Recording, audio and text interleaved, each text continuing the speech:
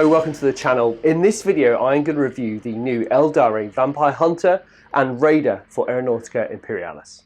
First things first, the models are absolutely huge. Now, I had an Eldar army when Epic was a thing years and years ago, and had all the aircraft that were kind of green with like a hexagon kind of shapes on the hull of them, or on the top surface rather.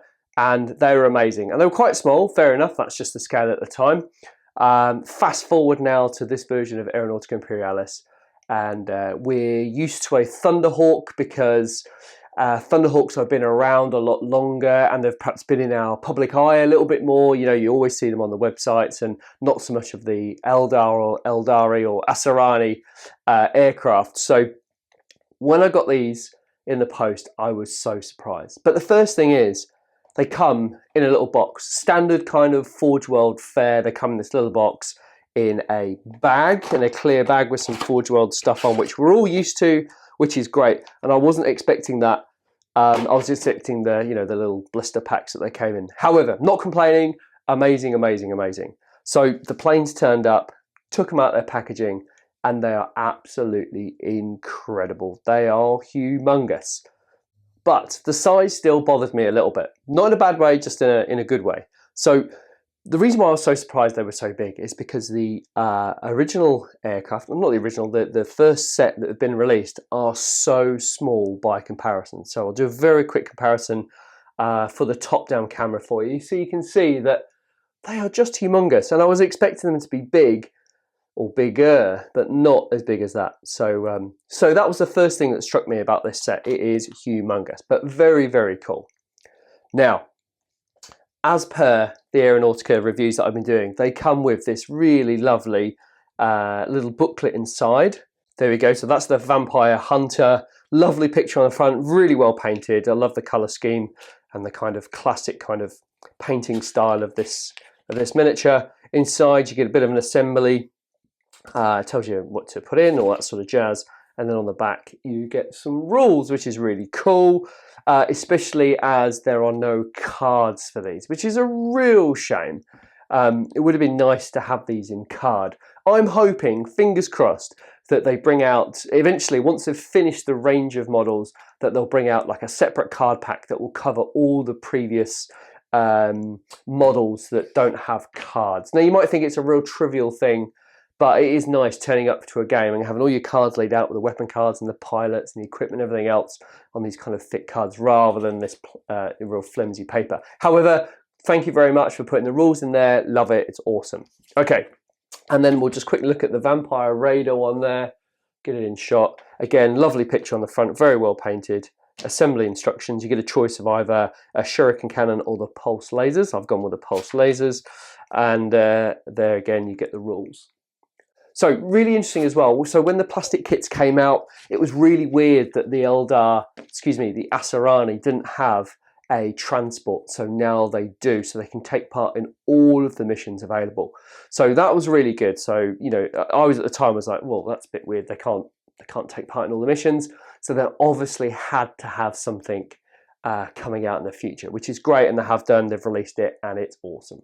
Now, unfortunately, there is a slight negative to this release, which I hate to point out, but for me, it's really fundamental to the game. And if I'm honest, I am really disappointed that I've now got to deal with this. It's not a major problem, but it is so frustrating, and I'll show you exactly what it is. So if we flip the aircraft over, get rid of my rubber there that was supporting it up, you'll see there's a whacking great hole in the bottom of it to stick the stem in. Perfect, we know we need that to play the game. However, in previous models from Forge World, there has been like 4 little dots right down in the middle of that hole, which allow the stem and the ball joint specifically on top to have a nice snap into the end, which is amazing. However, this does not have those little 4 balls on there. And when we have our little stand, we'll pop our aircraft on there. Oh, what's going on there? So it's obviously not balanced, and the hole is not in the centered position. But then it can't be, because you've got this really awesome, I think they're missiles, some sort of missile system underneath which fire forwards. And that's fair enough. So they had to put the hole where they had to put the hole. That's fine. I totally get that. But if you've ordered this model, you've got it out of the box, you've glued it together, you've cleaned it up, and you just want to get a game in straight away, you stick your model on the stand, and it shoots up towards the sky and falls off, to be fair. So that for me is a massive fail. The model is incredible, but the actual execution and the practicality of this model is a shocker. And it's not limited to that one, it's limited to both of them, they're identical. And I'll just show you that as well.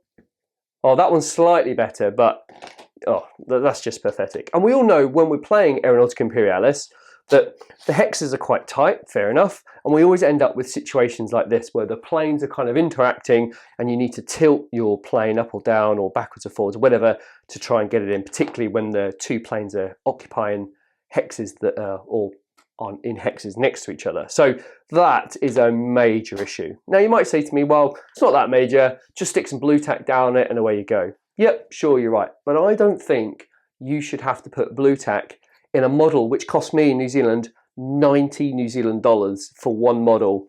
And I brought two, so that's 180 New Zealand dollars for two models.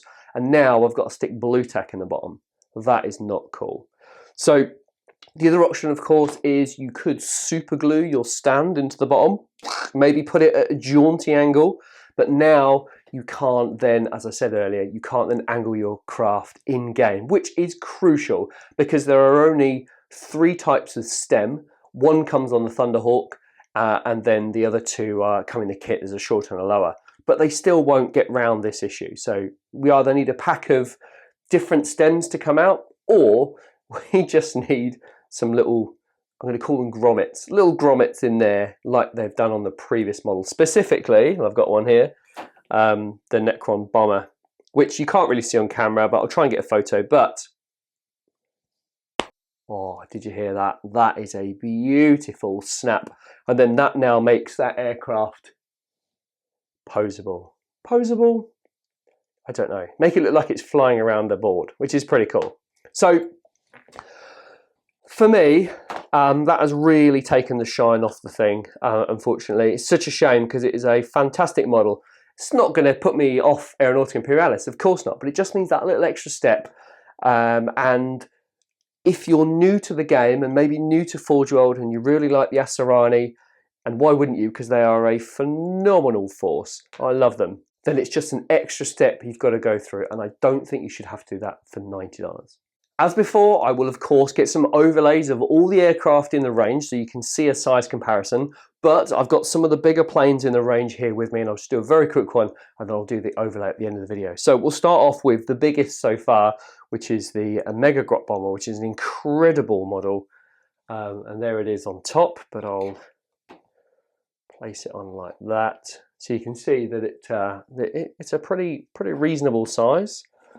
Then we've got the Thunderhawk, of course, which is pretty nice. It's very similar size. The Thunderhawk is slightly longer and slightly wider. However, to me, the Eldari model just looks so much bigger. It feels bigger. I think it's because it's flatter. I don't know. I can't work it out, but it does feel a lot bigger. It's a very comparable size to a Marauder Destroyer there, which you can see, which is pretty cool. And then finally, the largest of the Tau aircraft, which is an AX-10 with the railguns on front. And it's very sort of comparable size, really, which looks really cool. That is it. I will put those overlays at the end of this video, so please stay tuned to watch those if you're interested in the size comparison.